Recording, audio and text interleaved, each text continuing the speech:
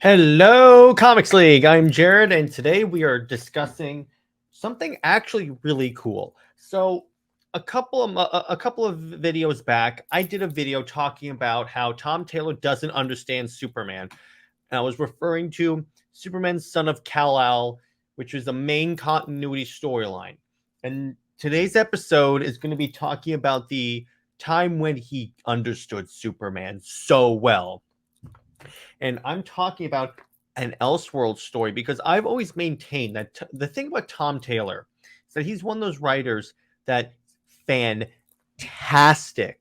when it's an Elseworlds storyline. He struggles when it's in continuity, but for the most part, he's fantastic when it comes to Elseworlds storylines. I mean, Justice, Dark Knights of Steel. I still have to get Dark Knights of Steel. But anyway, so today I wanted to talk about DCEASED, particularly Dead Planet, because I recently got all the books in the series up to. I still obviously when the new one comes out, I'll get that one. So and when I was reading it, it really struck me something. Something really struck me. So I'm going to primarily be talking about DCEASED 1 and 2. And what's interesting is, so I'm going to start off DCEASED 1. Now you may be wondering, what is DCEASED? For those of you that don't know, so DCEASED is essentially DC zombies. That's not Blackest Night. What happens in this storyline is that Darkseid kidnaps Cyborg because inside Cyborg is half of the anti-life equation, the key to controlling all life. Now, when he tries to extract the anti-life equation, he actually summons the Black Racer of Death, and the Black Racer is this being of death that shows up when someone's about to die. The thing about it is that he basically mixes the Black Racer with the anti-life equation and ends up corrupting it, turning it into this zombie virus. And then he sends Cyborg down to Earth, and Cyborg, being connected to the internet, transmits the virus through the internet. So it turns out the superheroes have to destroy the internet. Now, that's not really relevant to today's topic. What I'm talking about here, so I'm going to start with this one. So this one's really Clark Kent Superman. This is John Kent Superman.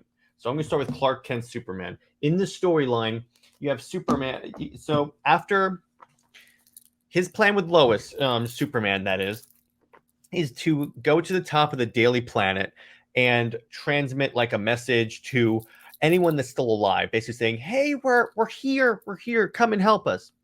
So he does that, but then he discovers that it's not safe. There's people in the Daily Planet, so Superman has to do what's necessary. He goes through the Daily Planet, taking out all the zombies. He doesn't know that there's going to be a cure, so just wanted to add that.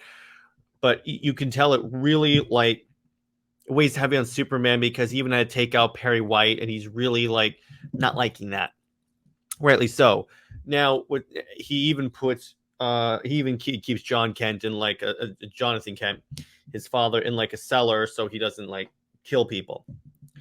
Now, and you get so what happens with Superman, the way Clark Kent dies is first off he's the so the Flash gets infected, and Superman's the only one that can take on the Flash. So they ask him, "Can you catch him?" And then Superman's like, "I don't really have to. So I'm going to use these two page punchers from McFarlane Toys for an example." So the Flash is running throughout the world. Superman just stands there, and the Flash just runs into him. Now, what this ends up doing, let me just put these figures back. What it ends up doing is that the Flash like disintegrates, and parts of him get embedded in Superman, thus infecting with the anti-life equation. It takes him a second to be infected because he has Kryptonian biology, but eventually he's overcome and becomes a zombie. And then John Kent does the most Superman thing he could. So they're in the arcs. So humanity builds ships and to escape. So so Clark Kent is going to go right into the arcs and take him out. Zombie Kent.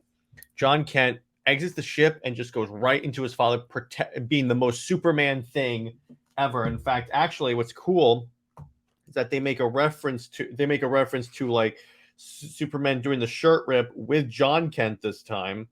He does that. He goes, "It's a job for Superman." So they hit each other. John Kent is saved, and Clark Kent goes back into the sun to like charge up and like essentially, what's the word? Drain the sun. Essentially, that's his plan. So that's Clark Kent. Now, the reason why he gets Superman there is because Superman routinely tries to save people. He's like, no. He doesn't want to kill because he knows that there's still a chance that they can save, that he can, that really the Justice League can save everyone. Now we go to Deceased Dead Planet. This is taking place 5 years after book 1. And it's basically they go back to Earth because they get a distress signal from Cyborg, and the distress, when they get there, Cyborg says there is a cure. We can stop all of this. Now it's interesting. Before he goes, he's consulting with his mother, because the mother is like the president of Earth 2. By Earth 2, I don't mean the multiverse Earth 2. I mean the planet that humanity relocates to.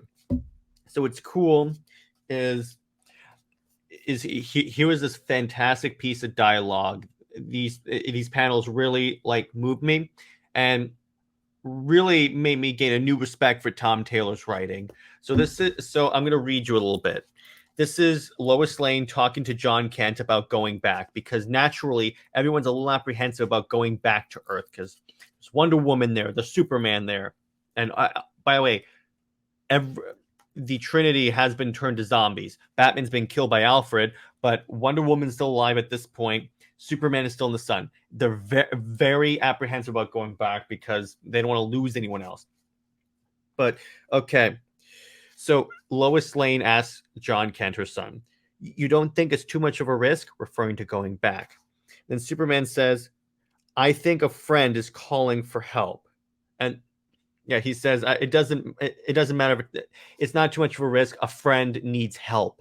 That is the most Superman thing ever. And then Lois Lane goes, "Come straight back. We've lost enough, Superman." And then John Kent says, "I'm not really comfortable with that name, Mom." And then Lois Lane says, "Then stop earning it." So in other words, she's saying, you are Superman at this point. And he does have a really cool suit. But that was like, because throughout the entire storyline, even so, there's this part where they go to steal Metron's chair, because so they find Cyborg, they rebuild him, they end up killing Wonder Woman by accident, but also what happens is they land and they get attacked by Wonder Woman, and Wonder Woman infects Green Arrow. Black Canary, out of anger, wields up her kryptonite sword to kill Wonder Woman. John Kent gets between them, and he gets like really badly injured because he tries to save Wonder Woman and going, "There's a cure. We can end this." So he essentially gives his life. He doesn't die, but for all intents and purposes, he gives his life for an infected because he knows there's a chance to save them. That is the most Superman thing ever. And then what's interesting is that at one point they rebuild Cyborg because he was just ahead at the time. And Cyborg says, "I don't have the knowledge. I don't know how to turn my blood into a cure, but I do know how we can get it." So they go to Mr. Miracle and say, "We need you to take us to New Genesis, which is the home of the New Gods. We're going to steal Metron's chair and use that knowledge to we're going to plug Cyborg in, and he'll be able to get the knowledge necessary to form a cure out of his blood." Now it's very specific about this. So they fight Metron, that they just kind of ambush him. Then Superman goes, "Okay, everyone just stop. Just stop. Metron, we really need this. Let's avoid any unnecessary violence. We can stop this. We can make this work. Just let us have the chair for a short while, and we'll even let you use Madame Xanadu's crystal ball." In other words, when I talked about why he doesn't get Superman, one of the points I made is that he made Superman a pacifist in Son of Kal-El. And I mentioned about how that's just bad superhero writing, because superheroes can't be pacifists, arguably. With this, he definitely showed Superman can fight. He will fight. Even John Kent's Superman fights in this book. But he's also the negotiator, if you will, to quote Star Wars. And that's really key here because, yes, Superman's not going to go looking for a fight. He's not going to go out and go, you know what? I want to punch Metallo in the face. No, he's going to try everything he can to avoid conflict. But when conflict shows up, he's going to fight. He even fought Metron, but then he's like, you know what? This isn't working. Let's just take a deep breath. And that was like one of the best, the best takes on Superman I have read in a while. And you see throughout the entire storyline, he, as soon as he finds out they have a cure, that's the end of the "we are killing these people." It gets to "we are going to save them." In fact, he and Damian have this conversation, and then Damian even tells Red Hood, "Don't kill them. Now we have a cure." And they do everything they can to save as many people as possible. And this is, I think, his best writing of John, because he writes John in this as a leader, someone to take charge, but to take charge, but also take the advice of others, much like his father. And this is the one time where I will admit that he wrote John Kent as a worthy successor to Clark Kent, and it was like one of the one of the most amazing Superman. You can take DCeased as a good Superman story as well as just a general DC. But that's why I think DCeased is one of the best storylines DC has ever done. Oh gosh, yes. I had to do that. So that's where I'm gonna leave it. I hope you guys enjoyed this video. What do you guys think of DCeased? Drop in the comments. I know Tevye is probably going to make some reference to the Super Sons, so have at it.